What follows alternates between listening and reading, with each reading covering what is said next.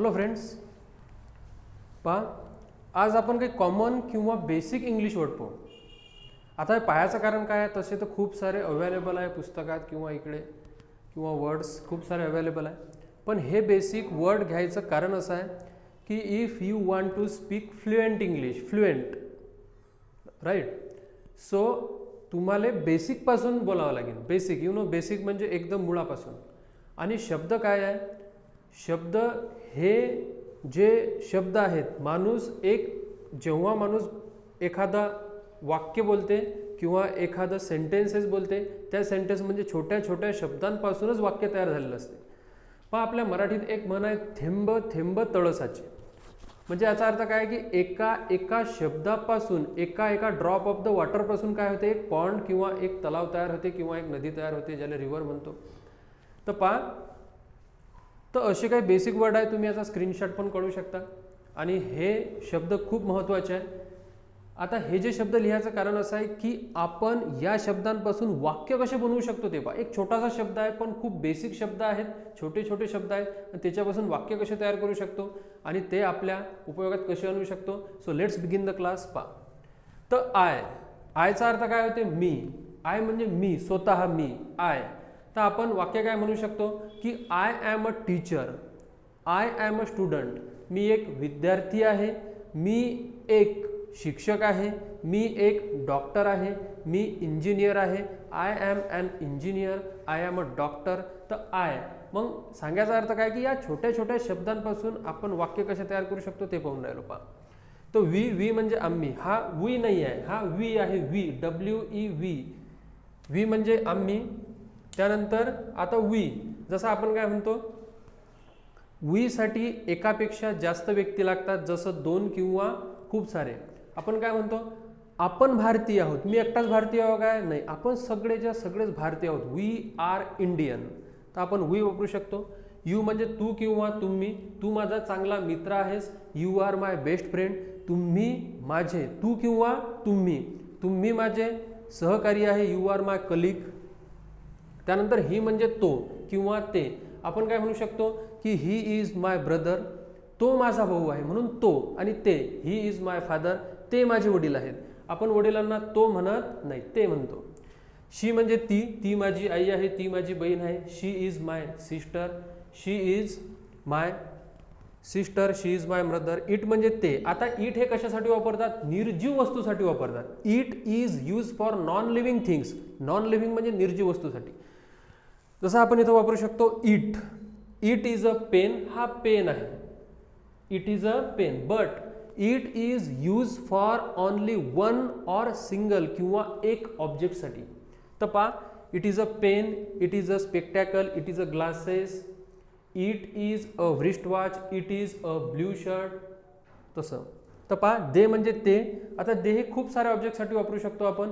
They are my parents.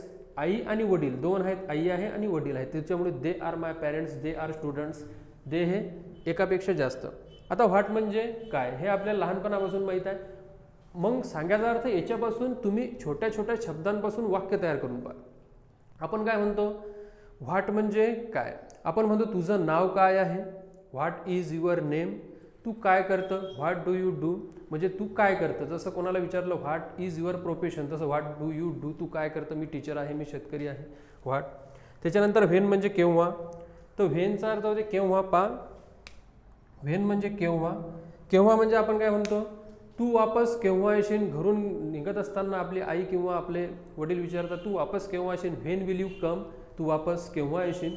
किंवा तुझी train केव्हा आहे, व्हेन इज युअर ट्रेन. म्हणजे आपण काही आहे, किंवा व्हेन म्हणजे केव्हा.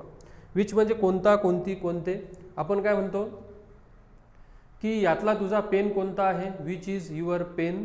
आपण काय म्हणतो, तुझे वडील कोणते आहेत, विच इज युअर फादर. आपण म्हणतो. त्यानंतर विचच्या खूप सारे पाहू शकतो. या प्रत्येक टॉपिकवरती आपण एक डायरेक्ट एका शब्दावरती वाक्य तयार करून राहिलो.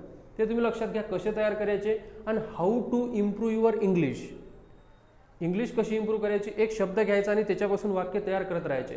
When you have a free time, when you have a free time. जेव्हा पण तुमच्याकडे फ्री टाईम असेल तेव्हा तुम्ही वाक्य एका शब्दापासून तयार करत जा. आता whom म्हणजे कोणाला. आपण काय म्हणतो, तू कोणाला विचारलं, तू कोणाला सांगितलं, whom did you tell, whom did you say, like that. त्याच्यानंतर where म्हणजे कोठे. आपण काय म्हणतो, तू कोठे चालला, where you go. आपण म्हणतो हे बस कुठे चालली, where is the bus go. who म्हणजे कोण. आता who म्हणजे कोण, तू कोण आहेस, who are you. बरोबर आहे. तर who याच्यासाठी वापरतो आपण, कशासाठी, एखादा प्रश्न विचारण्यासाठी. आता पहा, हे जेवढी आहेत हे याच्यावरती आपण स्पेशल टॉपिक घेऊन एक पुरी सिरीजच बनवू वाक्यांची. बरोबर आहे. जसं आपण काय म्हणतो, तुझे टीचर कोण आहेत, तुझे क्लास टीचर कोण आहेत, हु इज युअर क्लास टीचर. खूप सारे असे वाक्य तयार करू शकतो. आता हाऊ म्हणजे कसा किंवा किती. पहिले कसाशी संबंधित वाक्य पाहू आपण. आपण काय म्हणतो की हाऊ आर यू, तू कसा आहेस, तुझे वडील कसे आहेत. समजा काय झालं, सो मेनी डेज, खूप सारे दिवस झाले तुम्ही तुमच्या मित्राला काय झालं भेटले, तर त्यानं विचारलं तू कसा आहेस, तुझे फॅमिली मेंबर्स कसे आहेत. तर how are your family members, how is your father, how are you, तू कसा आहेस, how is your mother, how is your grandpa granny, like that. आता किती, तर आपण काय म्हणतो तुझ्याकडे किती रुपये आहेत, how much money do you have, तुझ्याकडे किती पेन आहे, how many pens do you have, like that, कितीसाठी. तर धिस म्हणजे हे किंवा हा. तर धिस आणि याच्यावरती आपण एक स्पेशल टॉपिक एक सिरीजच बनवू. पा धिस म्हणजे हे किंवा हा. This is blue pen, this is red pen. मग जेव्हा this is use for, this हा कशासाठी वापरतात, धिस हा एखाद्या जवळ असणाऱ्या वस्तूसाठी. जसं इथं एक मुलगा उभा आहे त्याचं नाव राम आहे, आपण म्हणतो धिस इज राम. आपण काय म्हणतो धिस इज माय मॉम, हे माझी आई आहे, त्या प्रकारे. त्यानंतर पा दॅट म्हणजे ते. हा धिसच्या उलटा दॅट. धिस हा जवळच्या वस्तूसाठी आणि दॅट हा दूरच्या वस्तूसाठी. पण धिस हा एका आणि दॅट हा एका वस्तूसाठी वापरतात. जसं आपण काय म्हणतो that is a camera, that is a mobile phone, that is Ganesh, that is Ram, like that. आता am, is, are, have, has याचंही वेगवेगळं हे आहे. या स्वतःचा काही असा अर्थ नाही, पण एखाद्या ऑब्जेक्टच्या नंतर आय नंतर ॲम वापरतात. तसं जसं I am a teacher, am मी आहे, टीचर आहे. इज म्हणजे आहे, ही इज अ डॉक्टर, तो डॉक्टर आहे. आर म्हणजे आहे किंवा आहेत. म्हणजे आपण काय म्हणतो they are Indian, they are American, ते अमेरिकन आहेत, ते भारतीय आहेत, त्या प्रकारे. आपण काय म्हणतो ते आपण म्हणतो की दे आर चायनीज, ते चायनाचे आहेत, या प्रकारे आहे किंवा आहेत. हॅव म्हणजे आहे. आपण काय म्हणतो की माझ्याकडे 100 रुपये आहे, I have 100 rupees, like that. त्यानंतर हिअर हिअर, HER, हिअर म्हणजे येथे. आपण काय म्हणतो प्लीज कम हिअर, इथे ये. मग असे मी हे एक 2 वाक्य बनवणार, तुम्ही खूप सारे वाक्य असे बनवू शकता, हे ध्यानात ठेवा. आपण काय म्हणतो इकडे, प्लीज कम हिअर, येथे. बरोबर आहे. आपण काय म्हणतो येथे ठेव, प्लीज टेक हिअर. देअर म्हणजे तेथे, प्लीज गो देअर, तेथे जा. आपण काय म्हणतो यूज म्हणजे वापरणे. नंतर आहे यूज म्हणजे वापरणे. यूजचा अर्थ होते वापरणे. तर आपण काय म्हणतो की जास्त वेळ मोबाईल वापरू नका, don't use mobile phone long period, म्हणजे जास्त वेळापर्यंत वापरू नका. आता नंतर मी काय म्हणतो की मी 2 पेन यूज करतो, I use 2 pen, red and blue. Come म्हणजे येणे, प्लीज कम हिअर. ओके म्हणजे ठीक आहे. कोणी विचारलं हाऊ आर यू, तू कसा आहेस, आय एम ओके, मी ठीक आहे. त्यानंतर पहा टेक म्हणजे घेणे. असं काही नाही आहे की ओके आणि कम याच्यासाठी एकच वाक्य, खूप सारे वाक्य तयार करू शकतो आपण. टेक म्हणजे घेणे.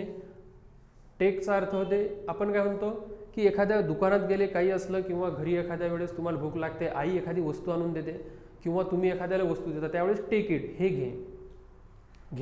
घेणे. किंवा आपण काय म्हणतो आय टेक अ टी, मी चहा घेतो. चहा आपण काय करतो एक घोटानं पितो. त्यानंतर गिव्ह म्हणजे देणे. आपण काय म्हणतो की त्याला दे, काय दे, प्लीज गिव्ह हिम ॲडवाईस, त्याला काहीतरी सल्ला दे. गिव्ह म्हणजे देणे. Please give him a red pen, त्याला एक लाल पेन दे. अगेन म्हणजे पुन्हा.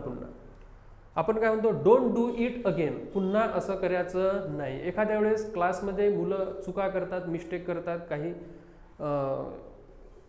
काही भानगडी वगैरे करतात किंवा वेगळंच काही असं, तर त्यावेळेस आपण अगेन वापरू शकतो. अगेन म्हणजे पुन्हा. डोंट डू इट अगेन, असं पुन्हा करू नको, असं काही नाही. अगेन याच्यासाठी खूप सारे तुम्ही वाक्य तयार करू शकता. कीप म्हणजे ठेवणे. आपण काय म्हणतो की तुमचा परिसर स्वच्छ ठेवा, keep it your area clean, keep your area clean, परिसर स्वच्छ ठेवा. आपण काय म्हणतो, please keep your bag here, तुझी बॅग येथे ठेव. कीप म्हणजे ठेवणे. न्यू म्हणजे नवीन. आपण काय म्हणतो, I have a new mobile, नवीन खूप सारे न्यू शर्ट वापरू शकता. ऑफ म्हणजे बंद, please switch off the fan, switch on the fan, चालू किंवा बंद. ऑलवेज म्हणजे नेहमी. याच्यासाठी मी एक सिरीजच बनवलेली आहे, ऑलवेज, समटाईम आणि नेव्हर. एक व्हिडिओज बनवलेला आहे, तो पाहून घ्या. ऑलवेज म्हणजे नेहमी. आपण काय म्हणतो की मी नेहमी काय करतो, इंग्लिशची प्रॅक्टिस करतो. I always do practice of English. Sometime म्हणजे कधी कधी. आपण काय म्हणतो की मी कधी कधी गाणं पण गातो.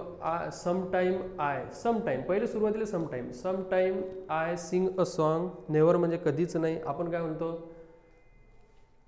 की मी कधीच जोरात गाडी चालवत नाही. आय नेव्हर राईड बाईक, बाईकसाठी राईड वापरतात आणि कारसाठी ड्राईव्ह वापरतात, हे ध्यानात ठेवायचं.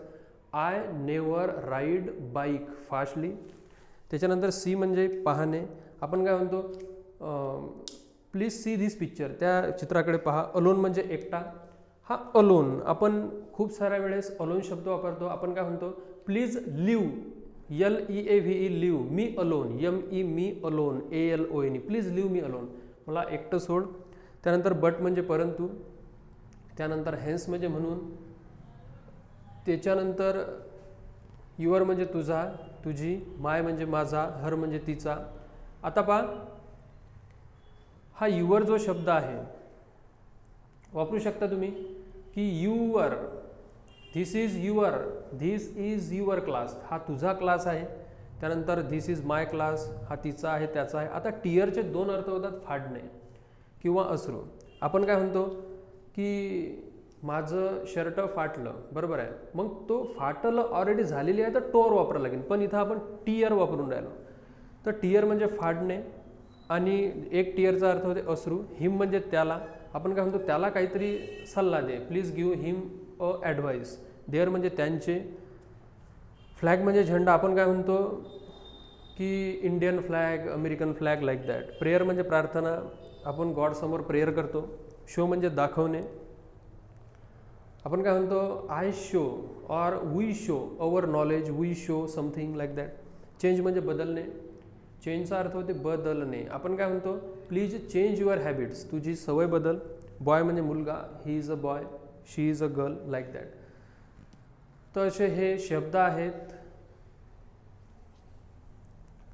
मी आशा करतो की हे कॉमन जे वर्ड्स आहेत, सांगायचा अर्थ हजारो, thousand and lakh of words, but you take a word, एक शब्द घ्यायचा आणि make a practice on it. त्या एका शब्दावरती प्रॅक्टिस करा आणि मेक म्हणजे बनवा. ते शब्द काय करा, प्रॅक्टिस करा आणि त्या शब्दांवरती वाक्य बनवा. More and more sentences you will make. एक शब्द घ्यायचा आणि त्याच्यावरती वाक्य बनवायचा प्रयत्न करायचा. थँक्यू. कारण व्हिडिओ खूप लांब होईल. Thank you for watching my videos. Please subscribe my channel and please comment and please share. Thank you so much.